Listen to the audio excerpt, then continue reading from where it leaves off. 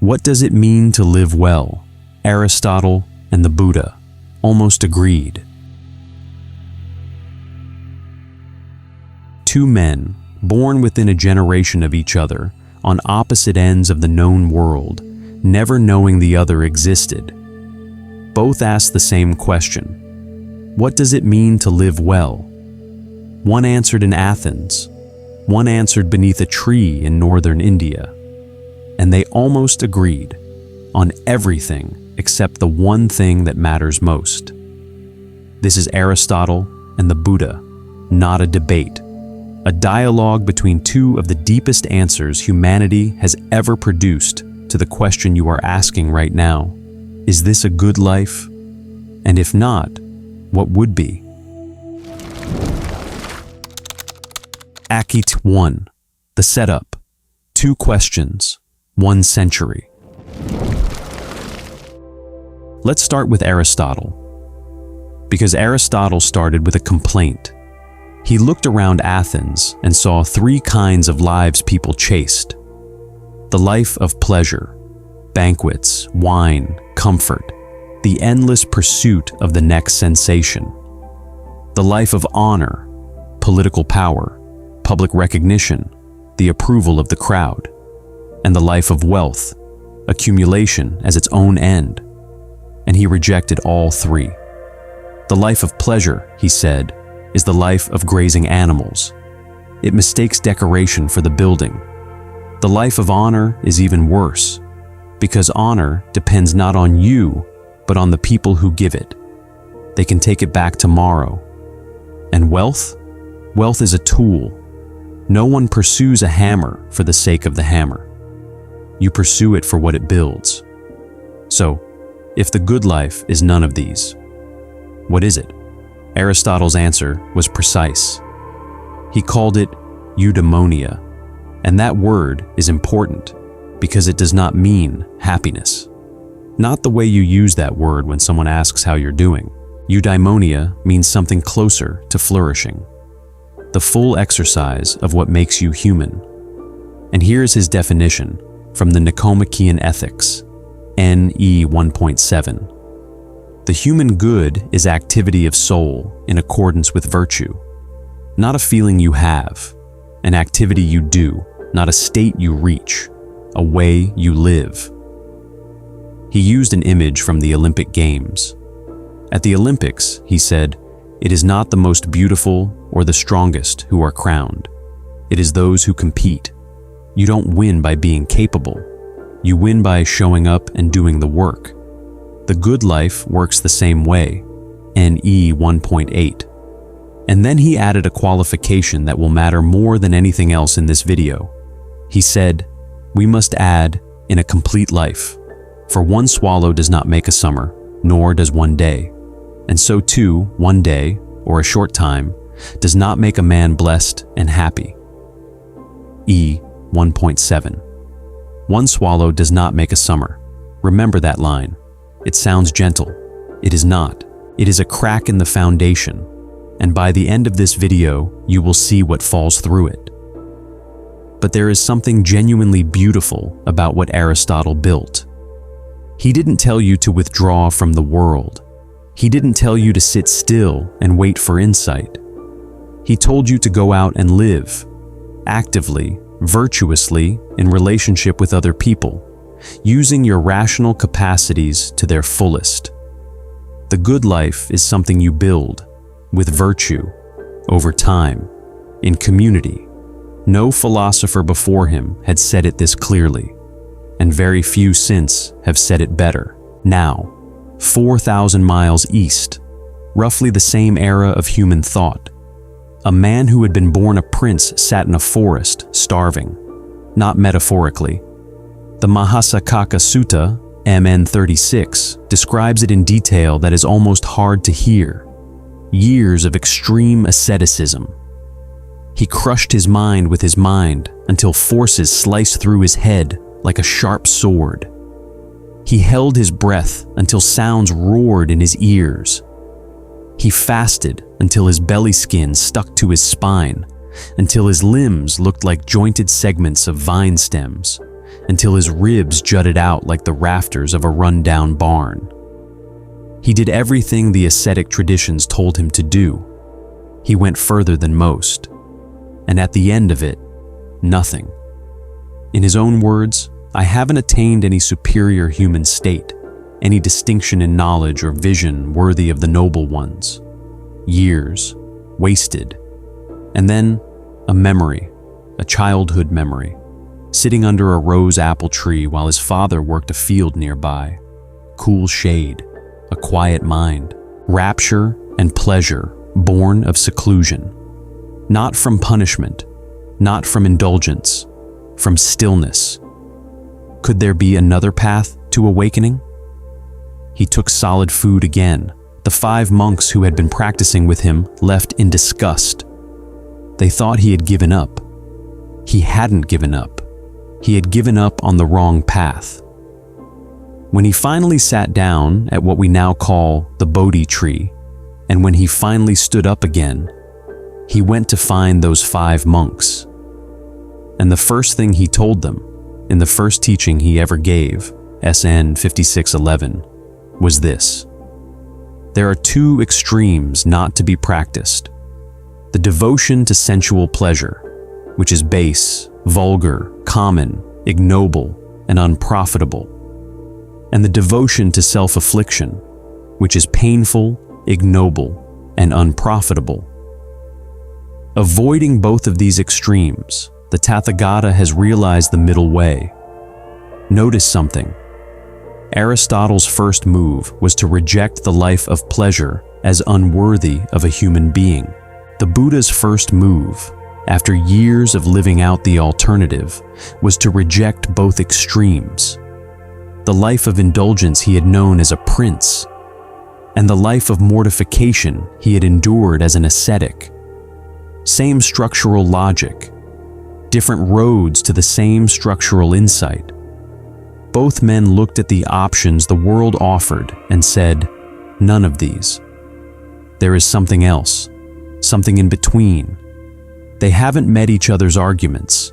They don't know each other exists, but they are, right now, answering the same question in the same way. And in a moment, they will converge even further on virtue, on friendship, on practical ethics for people living in the world. The overlap is almost uncanny, but there is a point where they diverge, and the divergence changes everything. Because Aristotle built the good life on a foundation, and the Buddha will ask, what happens when that foundation burns?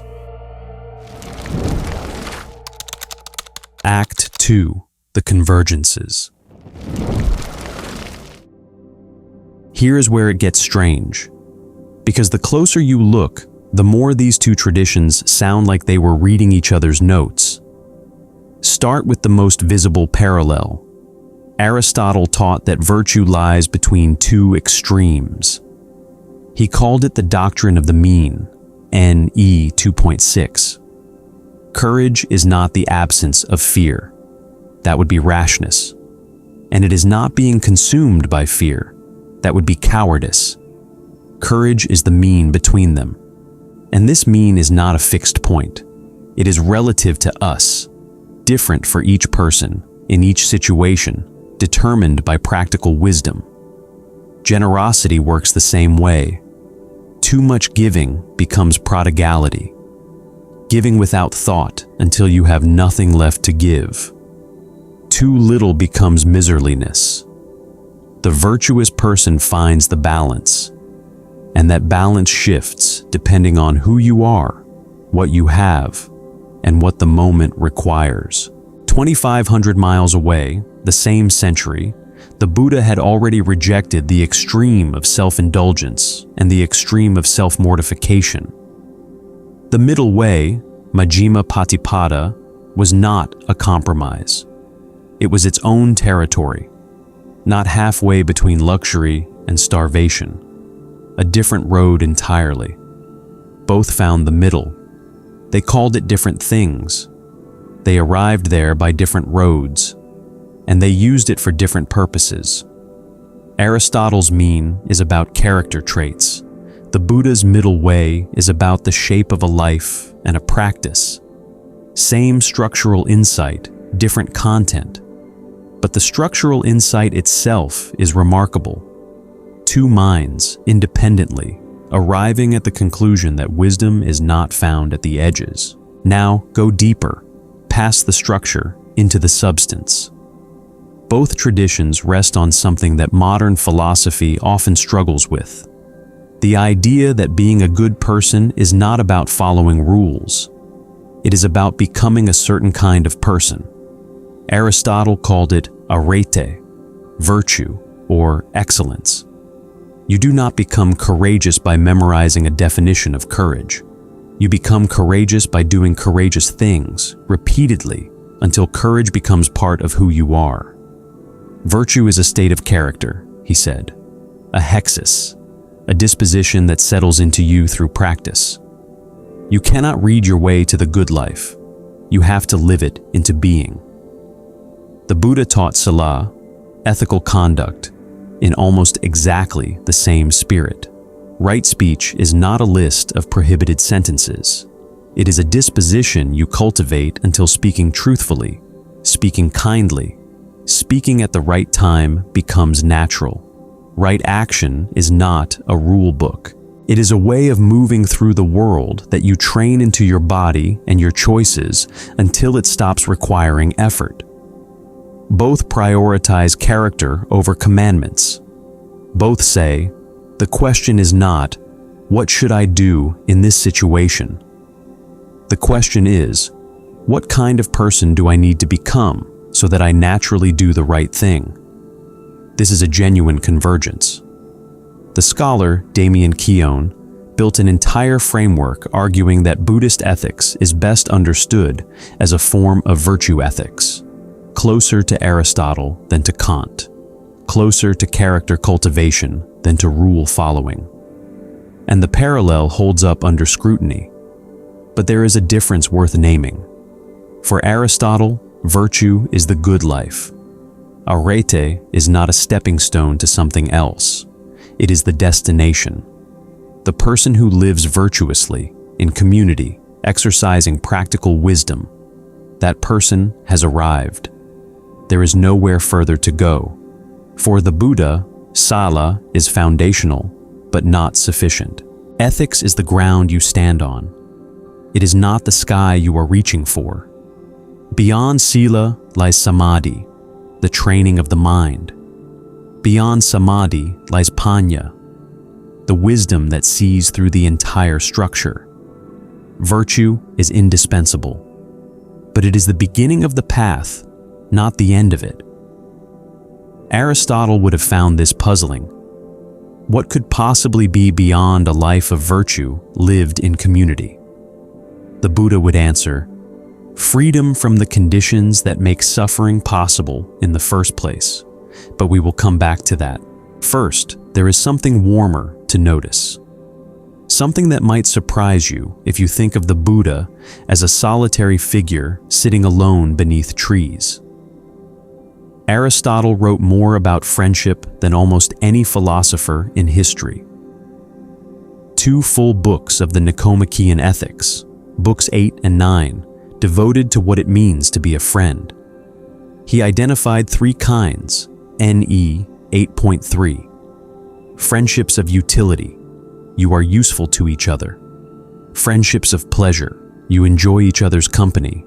And friendships of virtue, the rarest kind, where you love each other for your goodness. That 3rd kind, he said, is the only one that lasts, because utility changes. Pleasure fades, but goodness endures. These friendships are rare. Such men are rare, he wrote. You cannot know each other until you have eaten salt together, shared meals, shared time, the slow accumulation of trust. And then Aristotle made a claim that defines his entire philosophy. The happy man needs friends.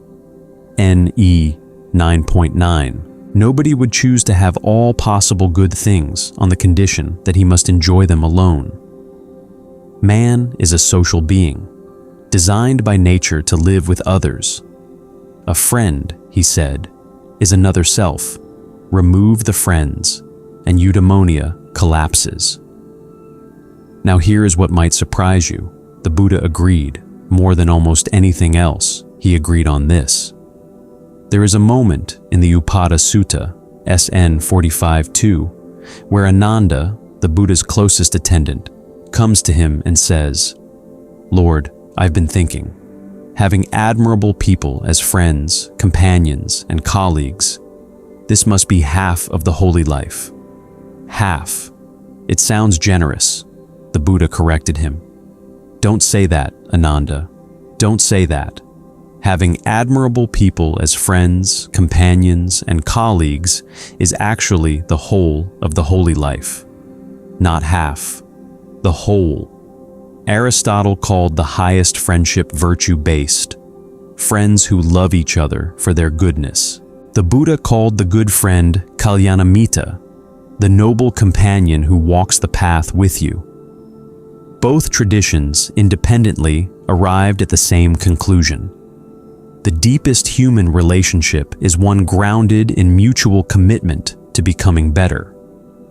But the divergence is quiet, and it matters. For Aristotle, such friendship was necessary, a constitutive part of the good life. Without it, the structure fails. For the Buddha, the kalyanamitta was a gift, perhaps the greatest gift on the path, but not a requirement. Even in solitude, even without a noble companion, the path remained open. Liberation did not depend on another person being present. Aristotle would have found this almost inhuman. He wrote that the person who lives outside the community, the wandering sage, the forest dweller, is either a beast or a god. Politics 1. There is no middle category. The Buddha was wandering the forests of northern India when Aristotle wrote those words. Which category would Aristotle have assigned him? The Buddha would answer, neither. Someone who has seen what the city is built on. There is one more convergence before the road forks, and it is more honest than either tradition usually gets credit for. The Buddha was not naive about external goods. There is a sutta, the Ananya Sutta, AN 462, where he lays out 4 kinds of happiness available to a householder. The first is the happiness of having, atisukha, the simple satisfaction of ownership, of knowing your needs are met. The second is the happiness of enjoying what you have, bhogasukha, using your wealth, not just hoarding it. The third is the happiness of being free from debt. And the fourth is the happiness of blamelessness, anavajasukha, the knowledge that you have done no harm. All 4 are real. The Buddha did not dismiss the first 3. He acknowledged them. He simply established a hierarchy. The happiness of blamelessness outweighs the other 3, not slightly, but 16-1. Aristotle would have understood this ranking. He would have agreed that virtue matters more than wealth. He would have placed the active life of virtue above the life of accumulation. But he would have insisted, and this is where the crack begins to show, that you still need the external goods for the floor. You need health, friends, enough wealth to act, a community to act within. The life of virtue requires a stage, and fortune controls whether you have one. The Buddha ranked the same goods in the same order. He simply did not require them.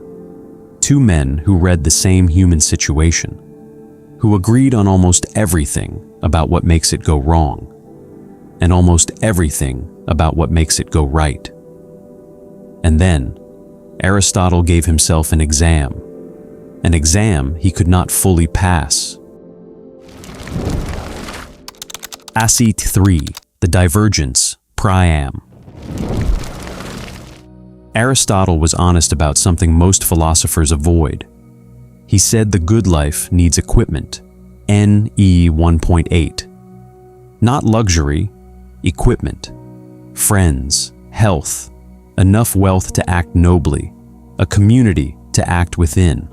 There are some things, he wrote, the lack of which takes the luster from happiness.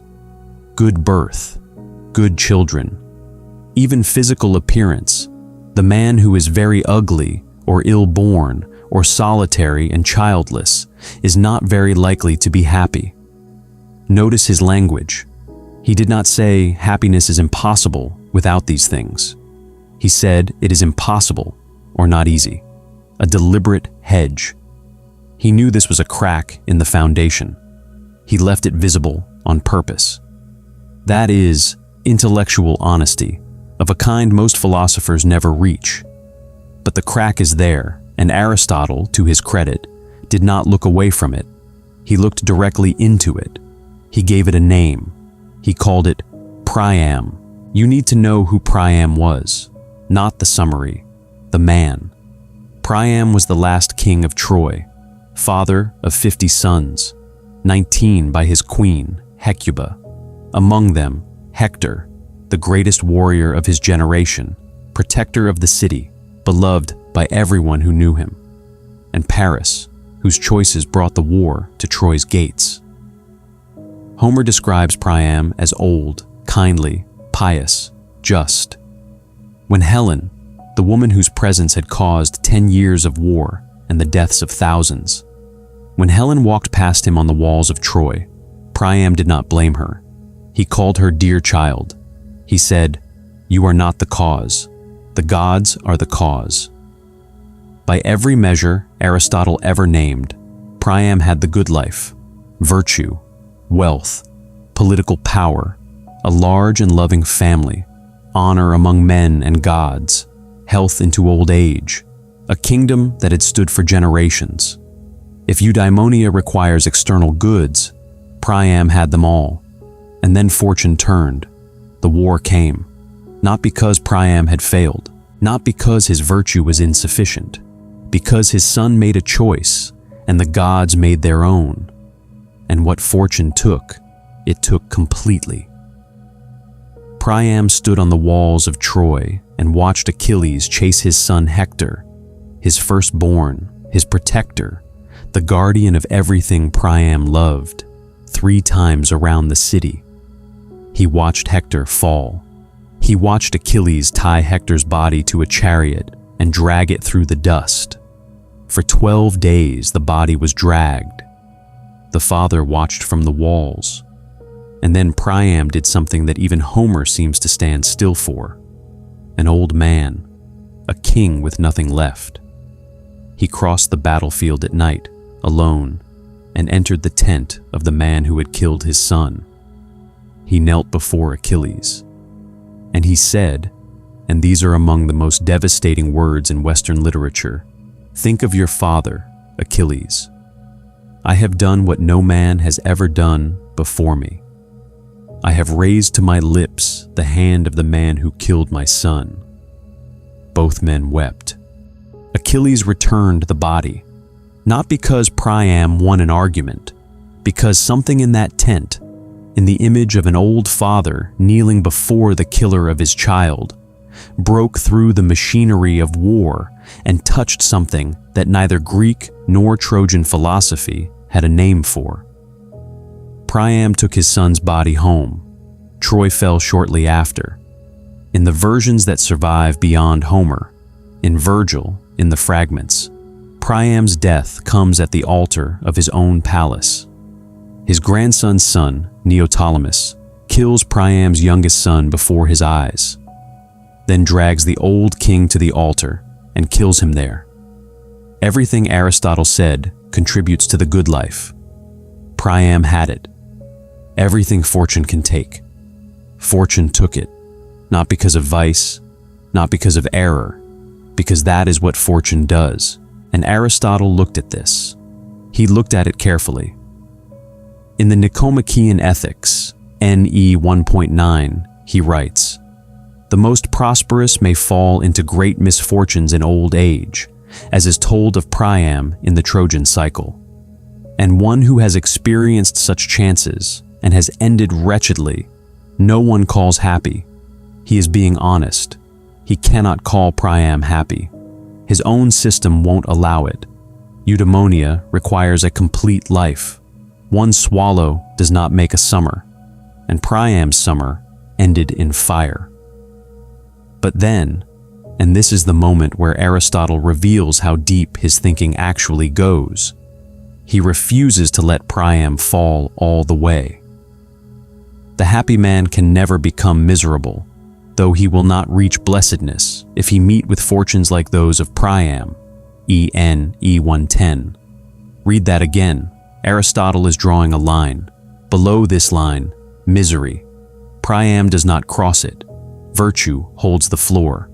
Above the line, full blessedness, the complete good life. Fortune has blocked the ceiling. Priam cannot reach it. He is suspended, noble, enduring, but incomplete. And then Aristotle reaches for an image. Even in these circumstances, he writes, "Nobility shines through when a man bears with resignation many great misfortunes, not through insensibility to pain, but through nobility and greatness of soul. The truly good and wise man bears all the chances of life becomingly and always makes the best of circumstances. As a good general makes the best military use of the army at his command." NE 1.10. The good general. That is what Aristotle could offer Priam. You have lost most of your army. Your position is terrible, but you are still a general. Command what remains. Bear it with nobility. Make the best of what fortune has left you. It is not nothing. It is, in fact, something quite beautiful. Aristotle gave Priam everything his system could give: a floor, dignity, the endurance of character. And he admitted the ceiling was blocked. Fortune blocked it. He was honest. His philosophy required this honesty, and it cost him something. The Buddha would not have struggled, not because he was harder-hearted than Aristotle, not because he didn't understand loss. He had sat with the dying. He had watched kingdoms rise and fall across the Gangetic plain. He had looked at suffering with a steadiness that most people cannot sustain for 5 minutes. He simply built the path on something Troy could not burn. There is a sutta, the Nakulapitar Sutta, SN 22:1, where an old man comes to the Buddha, not a king, just a man. Feeble, he says, afflicted in body, ailing with every moment.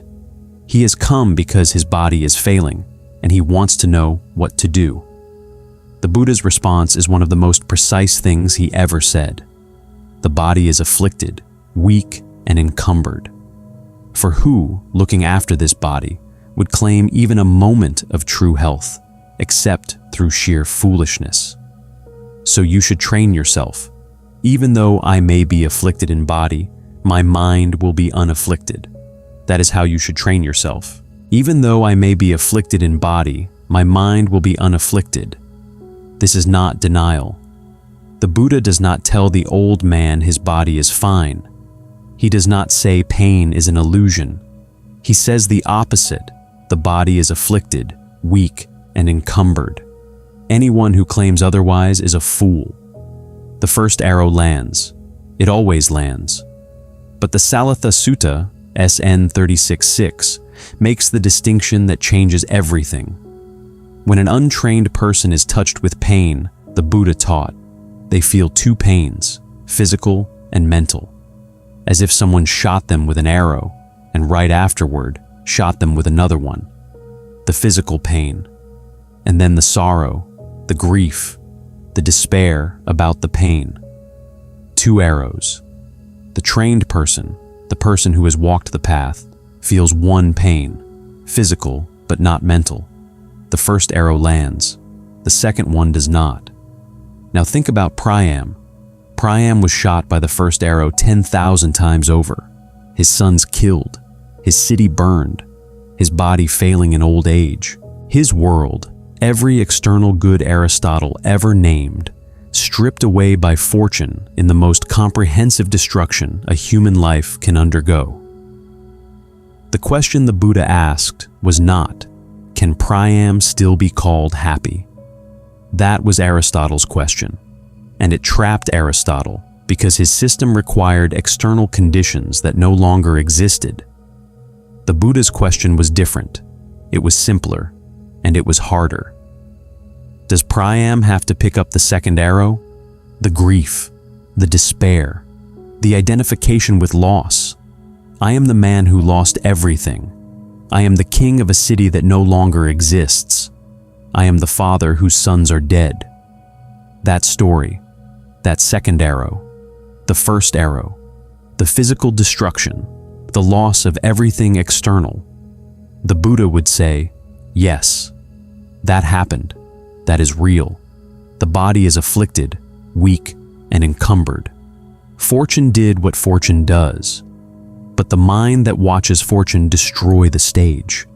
That mind does not have to be destroyed with it, not through denial, not through insensibility to pain, Aristotle's phrase, and the Buddha would agree with it, through training, through the long, patient work of learning not to pick up the second arrow when the first one has already done its damage. Aristotle measured the good life across a whole life. Call no man happy until you can see the end. The Buddha measured it differently. There is a verse in the Bhattacharata Sutta, MN 131. Whoever lives thus ardently, relentlessly, both day and night, has truly had an auspicious day. So says the peaceful sage. A day, not a lifetime. A day lived ardently, with attention, with care, with the kind of presence that does not require Troy to still be standing. Priam's last day, if he died with an unafflicted mind, if he did not pick up the second arrow even as the first one killed him, was, in Buddhist terms, an auspicious day. Aristotle would not accept this. He would say, you cannot call that day blessed. The stage is gone. The community is gone. The army has no soldiers left for the general to command. Eudaimonia requires more than an unafflicted mind. It requires a life. And here, for the first time in this video, the two traditions are not converging. They are standing on opposite sides of something fundamental, looking at the same burning city and seeing different things. There is one more layer beneath this. It is quieter, and it runs deeper than the question of external goods. Aristotle's entire project assumes that you have a self, a human nature, and that the good life consists of actualizing that nature. You have a function, an ergon, the way a knife has the function of cutting and an eye has the function of seeing. Your function is rational activity in accordance with virtue. Eudaimonia is what happens when you become fully what you are. The Buddha would not have disagreed with any of this at the conventional level. He taught ethics. He taught virtue. He taught people how to live in the world. But beneath the conventional level, he saw something Aristotle did not reach. The deeper disagreement is about what it means to develop a self. Aristotle builds toward the self, toward its fullest expression, its most complete actualization. The Buddha builds toward seeing through it, not destroying it, not denying it, seeing that what you call self is a process, not a thing, and that clinging to it as a thing is the deepest source of the suffering that even Aristotle's system cannot fully resolve. This is not the center of today's conversation, but it is the ground beneath the center. And it is why, when fortune burns the stage, the two traditions respond so differently. Aristotle's self needs the stage. The Buddha's path leads to a place where the stage was never the point. Aristotle built the good life on something beautiful. He built it on virtue, on friendship, on the full exercise of human rationality in community. It is one of the greatest intellectual achievements in human history. He just built it on something fortune can burn. The Buddha said, "You can have that life. You can build it. You should build it. Sila, community. The whole of the holy life lived with noble friends. But build it knowing what it stands on. And when fortune comes, because fortune comes, have something left that fortune cannot reach." Asiti 4, the dialogue, what each offers. So here's where we stand. Two traditions. Two answers to the same question. Centuries of convergence. On virtue, on friendship, on the conviction that the good life is built through character, not consumed through pleasure. And then a single point of divergence that separates them like a river splitting around a stone. Aristotle says, "The good life requires a world that cooperates." The Buddha says, "The good life must survive a world that doesn't." Both are telling the truth.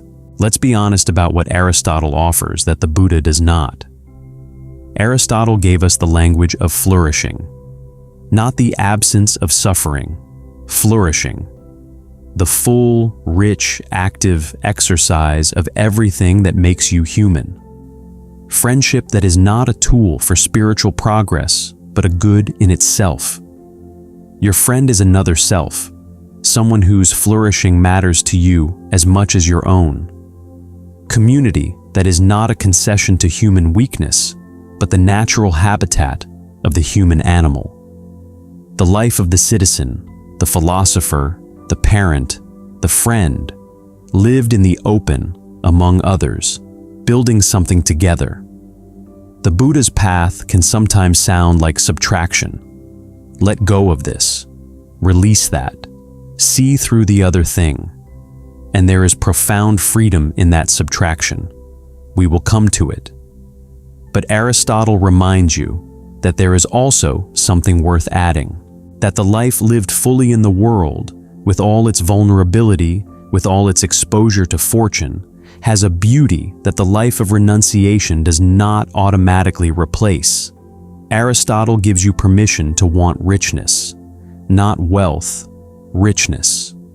The richness of deep friendship, of meaningful work, of children who carry something of you forward, of a community that functions because people like you showed up and did the work. Eudaimonia is not a consolation prize. It is not settling for less than liberation.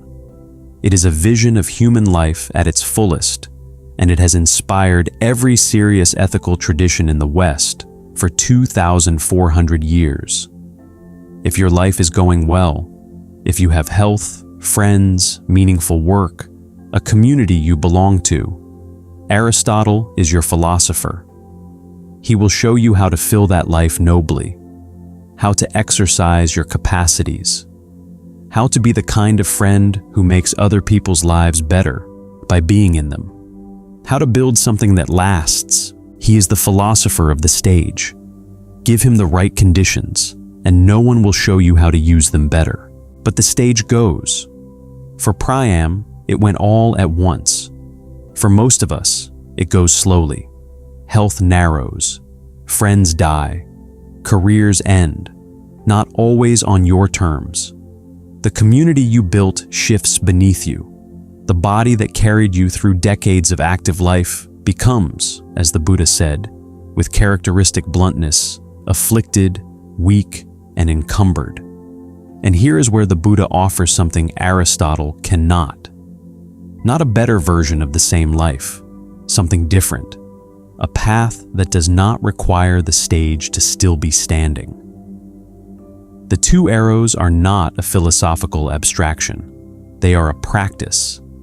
The first arrow, the physical pain, the real loss, the actual diminishment of the body and the world around you.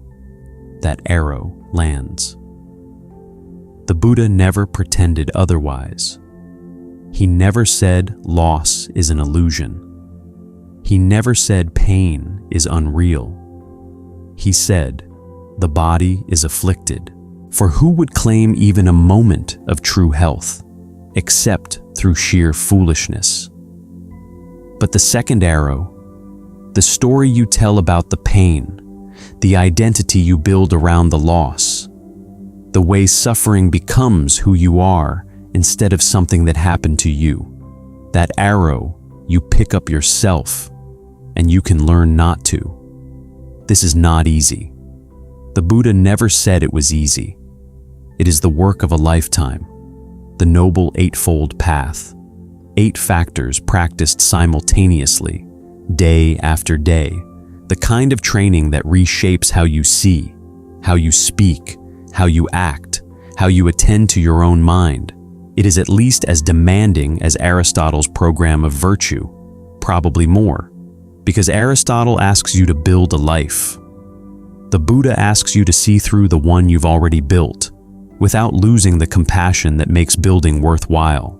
But for the person whose Troy has already burned, whose health is failing, whose friends have died, whose career is over, whose body no longer cooperates with the plans the mind still makes, Aristotle's framework requires equipment they no longer have. The Buddha's does not. The Buddha's path works in the ruins. There is an irony worth mentioning. Not to score a point, there are no points to score here, but because it illuminates something both traditions understood. Aristotle's most famous student was Alexander. He tutored the boy for 3 years at the Temple of the Nymphs at Mieza. Alexander carried Aristotle's annotated copy of the Iliad, the poem that contains Priam's story, with his dagger under his pillow for the rest of his life. Alexander went on to conquer the known world.